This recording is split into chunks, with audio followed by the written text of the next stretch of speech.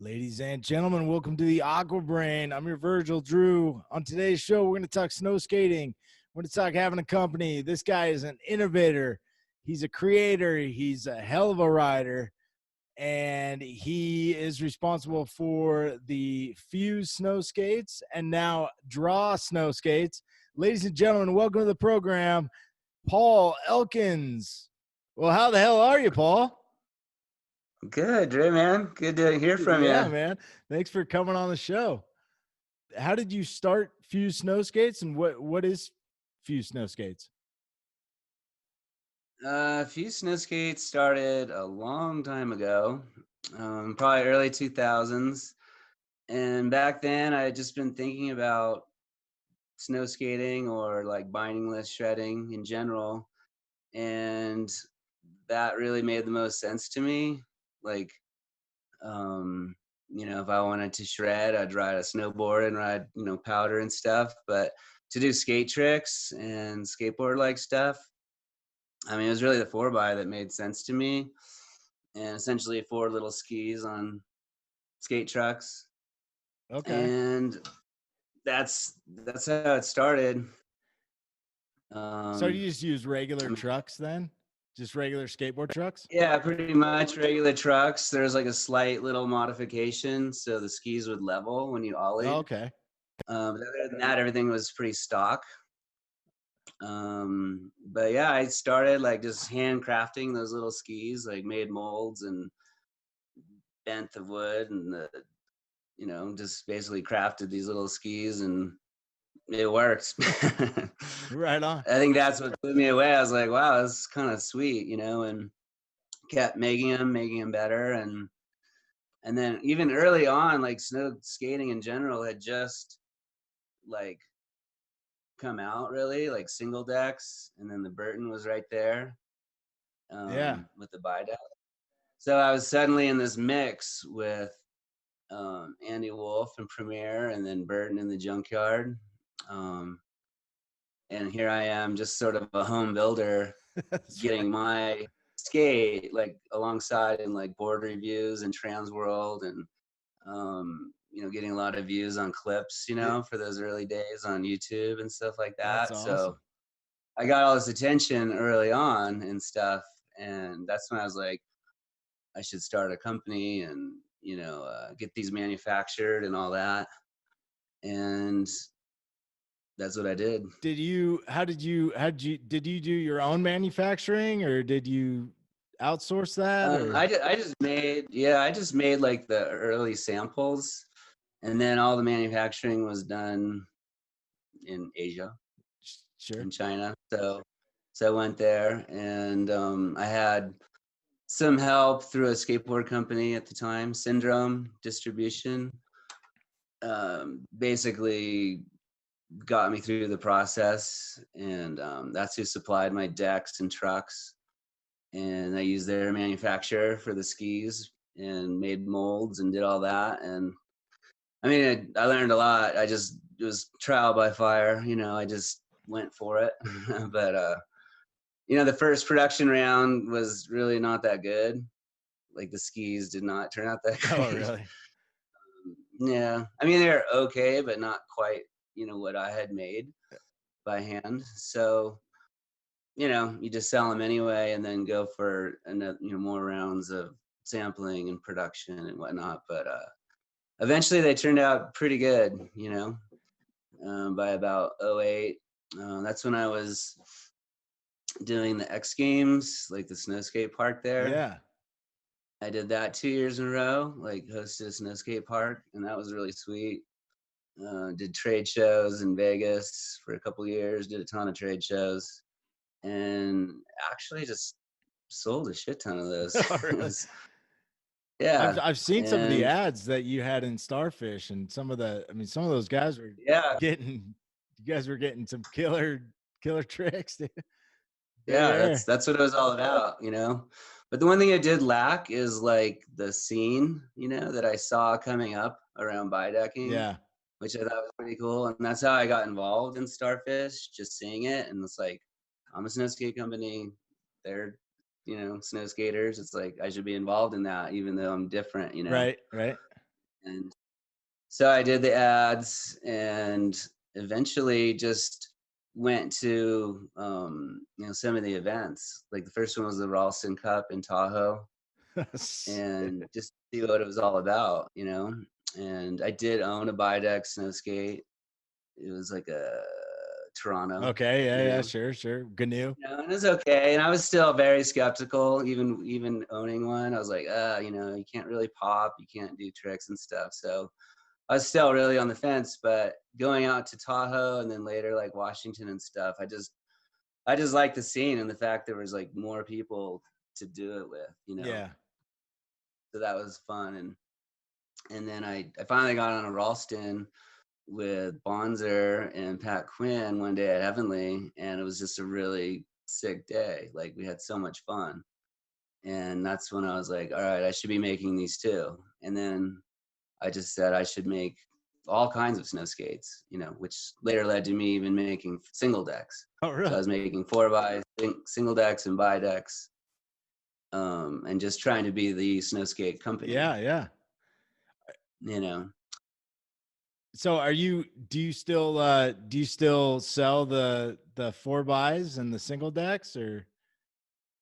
The single decks like sold through. I did like a pretty good run of those, and then sold through them, and then I never did make any more or have any more made. Yeah. They are tricky to make, even from a manufacturer. There's some barriers really for making those easily and like inexpensively, but so no on those. But the 4x's, I sort of ran out of those as well, but I'm actually retooling to make a new generation 4x. Oh, cool. Yeah, so everything I've learned like in making bidecks with bamboo cores and just the whole process of making those, I'm applying to the 4x's in miniature form. Okay, cool. And I've gotten pretty far. I mean, I have made a sample set, and I think they're going to be sweet. So are you making the stuff in-house now, or are you? Yeah, I am. Like over the last probably 5 or 6 years, I've been building out a shop. Cool. So I have a deck press or a ski press, and I just made a deck press to start rolling out for making top decks. Nice. Yeah, and then I have this 4x press. So it just takes so long, That's the whole thing. Yeah. Time and money, A lot of work. it's a lot of work, but I'm further than I have been, ever. It's awesome. And so yeah, I mean, actually at the moment I'm just spending a lot of time in the shop and building out new models. And like I said, this deck press is brand new, so I got to learn how to make decks, which I always thought I'd never would get into, but it's such a key part of snow skating is the top deck and like a good top deck. So I'm just tired of getting decks off the shelf that warp, delam. They just don't work, and they're just not that great a shape to begin with. So I want to make them with epoxy and glass and custom design. Nice. For my blades. So how do people find you? Yeah, like the YouTube stuff is there. It's a little hard to find. Probably the best way and to get the latest stuff is just on Instagram. Okay. Which is actually Draw Snowskates. Draw Snowskates. We're gonna put that down. Yeah, so part of all this building my own skates and sort of separating myself from the 4x world is just rebranding. Yeah, Fuse is history. Well, we're talking about snowskate, a lot of snowskate history on this show, and exactly, and it's a big part of it. I love what I did with Fuse, and everything that was part of that. But just to put so much time and effort into some new project that's attached to so much old stuff. Yeah. is tough, you know. So I just wanted to have it be like, when I see something with draw on it, I know when it started and I know what it's about, rather than so much other So business. when did you start draw? I mean, I started this Instagram like a little over a year ago. Okay. So maybe you could say like that's when I Well, started and we're officially. kind of in this weird, like, what, there was like one competition or something this year, and like all the main Yeah. events just kind of, I guess they had they had kind of an invite only Serpentine Massacre or whatever, but a lot of Yeah. the Olympics and all that, I mean, the Canadian events just didn't happen. So We were actually booked for the Olympics. Like it was going to be a huge crew coming from Crested Butte. oh man, There's going to be 6 of us going, sick. and we had tickets and everything. And what Yeah, happened, yeah, but yeah. but so I got some crew out here and just trying to build a scene locally. And Crested Butte is a ski area, ski resort Yeah. town, and there's a college 30 miles away, so there's no shortage of you know shredders and stuff and a scene around here. So that's what I'm really trying to build locally, and then just sort of have that grow. How was it working with the resort? I mean, were they always on board, or did you have to jump through hoops, and how did that work? Like, yeah, like it was a little like in the beginning they were okay with it, and then they weren't, then they were, then they weren't, and it was kind of on and off again. It was Man. sort of made me nervous. Like every fall I always made wrote a letter, emailed to the management just to make sure we were going to be good. But there was like a bad accident involving snow skating. It wasn't really the resort's fault or even snow skating's fault. This guy just decided to go off the wrong side of the mountain, like a closed area. And Oh man. anyway, that put things on hold for a little bit. But yeah, I mean, and then I thought when the mountain got sold to Vail, like there would be another issue, but they're totally cool with snow skating. Sick. So W- yeah, but I do get a little worried, like when I see skaters out with like a shoestring leash or Yeah. doing things that are sketchy. I'm like, dude, we gotta keep it, safe and whatever. Like, just not lose our privilege from something stupid. Well, and I think that's that's a really powerful statement. If you're out there on the mountain snow skating, you don't realize that, hey, if how if you make a mistake or you do something stupid, it affects the rest of the community that snow skate. I mean, it could, Yeah, and it's kind of like a trickle down effect too. It's like one resort that's got a lot of pull decides to cut yeah, it, and then you're gonna see other of resorts follow suit just because they're, you know. So stay safe yeah. out there and Stay safe, keep it right? sane. Keep it sane, people. Yeah, yeah. Man, I find that I'm an ambassador a lot. Like I ride the lift and people just ask me a million questions. I think Yeah, it's almost like you get sick of it kind of at a point, but you gotta just like keep that smile yeah. and just nod, and yeah, it's not as hard as You you got to think. remember, it's new to them. They've Yeah. they've still never seen it, and it's like, okay, but yeah, Yeah. I exactly. always suggest that people try it if they can, and they're like, oh, okay, it looks hard. I'm like, well, it's not as hard as you think it is. Just try it. Yeah, that's definitely like a top 3 reaction. Like, that looks hard. I could never do that. I don't skateboard. Yeah. I'm like, actually, skateboarding doesn't have as much to do with it, I think, as snowboarding. I mean, I say that a lot. I think it's more, if you don't look at your feet, it's more of a snowboarding turn and feeling. Yeah. I mean, I think I always tell people it's more surfy than anything, but I've never surfed, so I don't. What do I know? But People like to say surfy these days. yeah, makes me look cool, which is exactly what Yeah. I'm going for on the mountain. I'm just trying to get off the lift and get on my way. But Right. Yeah. So what was the hardest obstacle that you had to overcome in the early days? As far as like pursuing a company type of thing, or Uh, Snow skating, with the brand, with the company, starting a company. um, I mean, like we said, it's like a ton of work. But I mean, the way I look at it, it's like I'd probably do this anyway.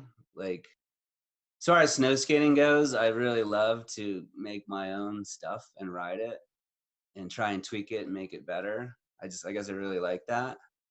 So I think that helps, just making all the hard work and pouring all your money into it a lot easier. But that's probably the biggest hurdle. It's like everything takes time. You have to be very patient. I mean, I think of something and I wish I could wave that wand Right. and make it happen, or sample it or try it. But the fact of the matter is, it's a whole process with building a mold or tweaking, cutting out a snowboard or something. It all takes a lot of time. So you have to believe in your idea of whatever it is you want to try. Um, and when it Powerful. works, I think that's what makes it worth it Yeah. for sure. But that's what keeps me going. But I've just come so far now. I've decided that I'm just a lifer.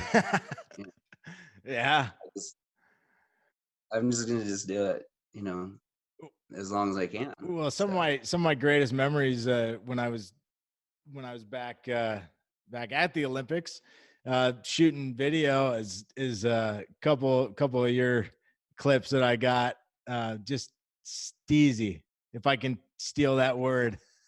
You got a lot of style. I like it. Fun okay, to fun thank to you. watch you. So the presses, you have a deck press and a ski press. Do you do you have different size molds, that you're gonna offer? Yeah, absolutely. Like, so my ski press is pretty overbuilt, so I can go up to a 150. Okay, I'm making powder skis, cool, so that's gonna be my biggest block. Is like a 149 nice, um, powder blade, and then I have it go from there. At the moment, it goes down to like a 120, like a park and then I stick. have then I go into inches. Sorry, but then I 41, like a 105. And then my general stuff, I did keep that name. Like the general has been a model name for me since the beginning. I said since I started Okay, Videx, so it is the Draw General. So I have a couple of those models, and then I do a shorty, like a 36. I'll just say general. But yeah, it's all interchangeable, nice. and I can just switch out the blocks and make different skis. So if somebody's interested in getting a ski from you or checking out your stuff, it'd be on Instagram is the best way. At the moment, if they have a question, just to DM me. It's probably the best way. There's not a ton of information. It's like I've been calling it the soft launch. Okay, That's what I've been yeah, doing. It's a very soft launch. I'm still waiting for like the hard launch. So yeah, it's pretty low key right now as I build out the line, and that's what I'm doing, is getting graphics together, my models together, top decks, just basically getting it all together to start getting it out there and showing more of it, and selling it. cool. So Um, are you thinking maybe by this next winter, you know, everything yeah, goes that's absolutely. cool, cool.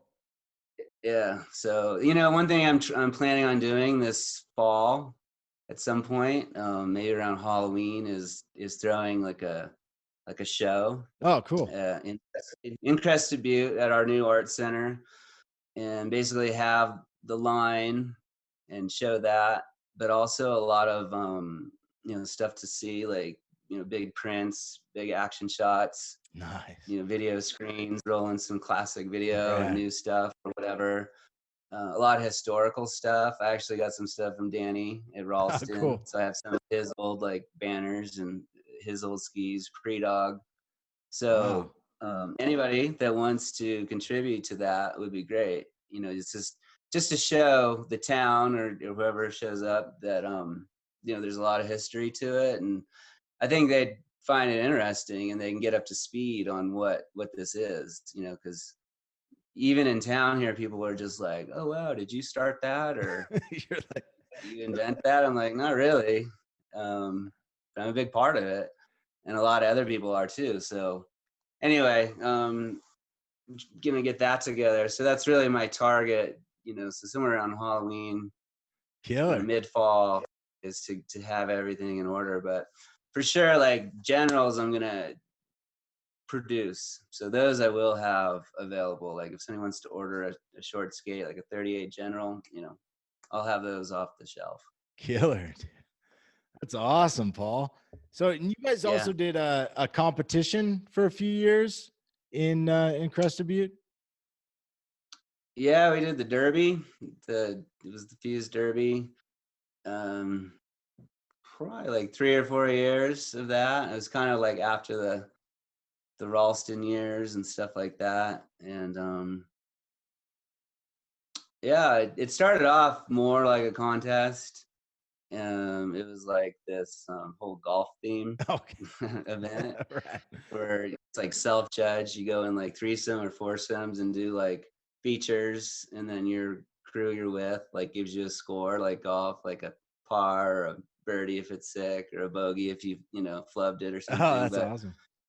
it did work. It was cool. And then the next year it was like contest, so much work. So it kind of evolved into more of it just a jam and like a gathering type of thing, and much easier to pull off. Yeah. And then just like contests in general were really phasing out, except for maybe a couple in Idaho and Hurricane and stuff. So I just kind of hung it up for a while, but maybe the Derby will come back. I'll definitely keep that. It'll just be the draw Derby. Yeah. And aside from the Derby, I was thinking about just like marketing like Go Snow Skating Day. That'd be cool. Which is a thing. Yeah. What is that? Like January 21st, I believe. Oh, is that the? I think that's like the date. It is a thing. Okay. So maybe just like promoting that and just trying to get like everybody together, and here in Crested Butte, and make that a thing. What do you see for the future of snow skating? I think snow skating will continue to evolve, both in the riding and with the gear. And I think a lot more people are going to see it and want to do it because of how liberating it is, and for the same reason we all do it. Yeah. Is that it's just so fun to not strap in your feet. And now with bigger boards and pow skates, and you can riding the backcountry or powder days on the resort or any conditions, there's there's a skate for any day, any condition. So you can be fully immersed in it and make it your thing for an entire season.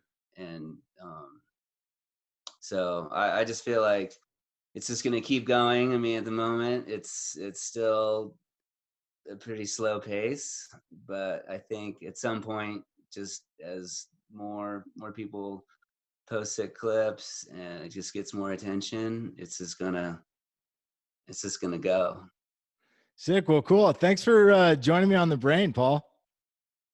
Yeah, you bet, Drew. Right on. Have a good one. Please like, comment, and subscribe. Hit that bell so you know when we put new videos out. Follow us on Instagram and Twitter at Brain Aqua. This has been Aqua Brain TV. Remember to keep your head up and keep those knees bent.